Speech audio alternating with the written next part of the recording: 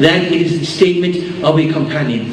So when we say that Ibn Umar, he added the famous hadith of the Prophet ﷺ, كن في الدنيا كأنك غريب أو عابر السبيل. This is the statement of the Prophet ﷺ. وزاد ابن عمر على ذلك, and Ibn Umar added to this hadith in his own wordings, if you come to see the day, do not expect to see the night, and if you come to see the night, do not expect to see the day. And take from your health for your sickness, and from your life for your death. So this statement at the end of the hadith, which is found in Imam Nawawi's 40, this added statement of Ibn Umar is what you would call a maqtu' hadith, or something, or a maqtu' statement, meaning that it only goes back to a sahabi and not to the Prophet ﷺ. And then, actually I think I just mawquf, ahsant. That which goes back to the sahabi is mawquf. So fix that up inshallah. As you know, time is shorter, you start to go quicker and things start to overlap themselves. So that statement that goes to the sahabi is called mawquf. So please fix that inshallah. And that statement which goes to the tabi'i is called maqtu'. So an example of this would be any statement that you find from the tabi'in, the likes of Hasan al-Basri and Wahab ibn Munabbih and Muhammad ibn Sirin. All of these people are from the tabi'in. So any statement that you have of them, you would call it maqtu'. So that is a third categorization. Now, we will take a categorization in terms of acceptance and rejection. So this is a brand new categorization. بين القبول والرد. So in terms of acceptance, we have two ahadith, or two types of ahadith. And those two ahadith, or types of ahadith, have 5 similar characteristics. So firstly we'll take the 5 similar characteristics. And they are ittisal al-sanad, or the sanad is connected all the way back to the Prophet ﷺ without any missing links. Okay?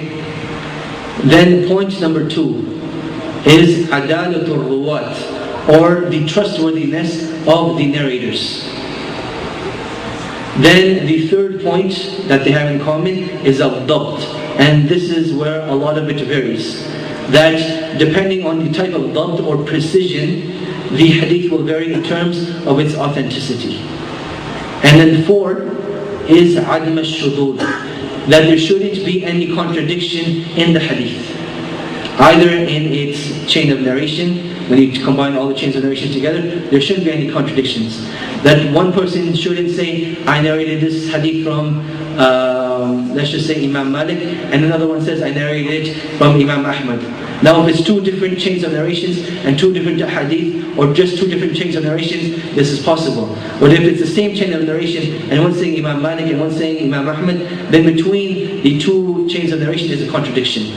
So when you compile all of these chains of narrations, there shouldn't be any contradictions amongst them. And that's what it means. That is what we mean by adm al-shudud. And the last point that they have in common is adm illatin qadiha, that they shouldn't have a hidden defect in the hadith which affects the authenticity of the hadith. And this is something very precise as well. And we will explain them one by one bi'ithnillahi ta'ala. So in terms of authenticity and rejection, under authenticity we have 2 types of hadith. That which is sahih and that which is hasan. Okay? So as for the sahih hadith, it has these 5 points. Okay? But there is an addition to it. The point where it says ad-dabt, the condition is tam ad-dabt, that it has to be completely precise or perfectly precise. So the hadith found in Sahih al-Bukhari, all the narrators in the chain that are found, they have complete precision. And then also in adalah, they have to be, as we mentioned, free from bid'ah and free from committing open sin or continuous sin. So this is the case of the ahadith in Sahih al-Bukhari. Now, as for the concept of bid'ah and ahadith mentioned in Sahih al-Bukhari, what sometimes Imam al-Bukhari will do is, as we know, that there are different chains of narration. So to bring a supporting chain of narration, sometimes he will mention a chain that has someone who has deviation in it, that he will have some sort of deviation. So one of the rules that was established, that in order to quote from a person of deviation, it has to meet two rules, and we'll mention it over here as well. That those two rules are that this deviation doesn't take him outside the fold of Islam. So let's just say he deviates from the early Qadariyah. As we mentioned, they denied the knowledge of Allah subhanahu wa ta'ala. Then this would eliminate narrating from him. He takes the same ruling as narrating from a non-believer, which is not allowed. And then the second condition that they stipulate is that this hadith that he's mentioning, it shouldn't be in any form or way related to the bid'ah that he is falling into. So, a Qadari who has a bid'ah of a minor form, meaning that he denied that Allah subhanahu wa ta'ala doesn't control everything that we do, or that Allah subhanahu wa ta'ala didn't create all of our actions, specifically our actions. If he says this, then this is something that doesn't take him outside the fold of Islam. So this is his bid'ah, right? He doesn't take him outside the fold of Islam, so after stipulation 1, he's still okay. But now stipulation 2, that it shouldn't be related to his bid'ah. Now if he's narrating a hadith on qadar, we can't accept it from him. These are rules that were stipulated by the early scholars of hadith. And this is why that even if you see the likes of Imam al-Bukhari or Imam Muslim using such people in their supporting chains of evidences and not in their original chains of evidence, or not in the original chains of narration, then these are the rules that they stipulated in order to use them. That their bid'ah shouldn't take them outside the fold of Islam, and secondly, that this hadith is not being used as a support for their bid'ah.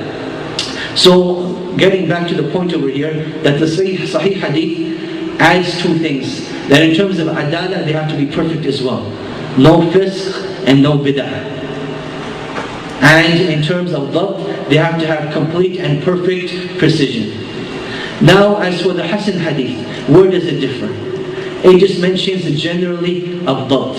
That if he has any form of precision, as long as he's not, he hasn't totally forgotten everything, and as long as he maintains a certain level of practice, still he can't commit any major sins, and still he can't openly commit sins, but he commits the odd sin over here and there that people might know about, he will still be accepted in the Hasan Hadith. Or sometimes a person who tends to forget and at times he tends to remember, he may be accepted in the Hasan Hadith as well.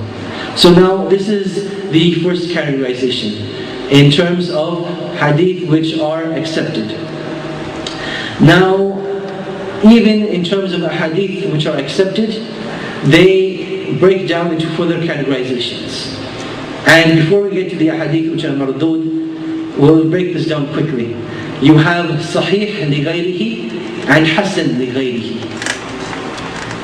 These definitions that I gave you previously already, when we mentioned Sahih and Hasan, generally when the scholars mention them, what they are referring to is Sahih li dhatihi and Hasan li dhatihi. Meaning that in their essence, they are at the level of Sahih, and in their lessons, they are in the level of Hasan.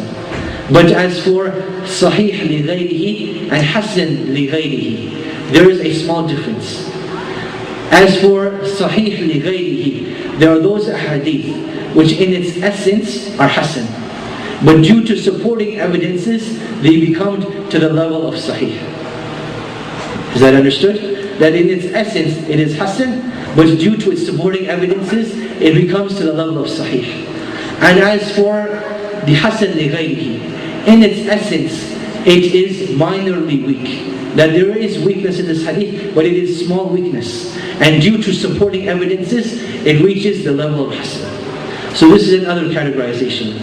As for the second major categorization, which is the ahadith which are rejected, then I fear that we won't be able to get into it, because there are 6 categorizations and we have about 4 minutes. So even if I want to split up the time, it'd be like 35 seconds or 30 seconds for each one. So I guess we'll suffice with that, bi-idhnillahi ta'ala, and maybe in the future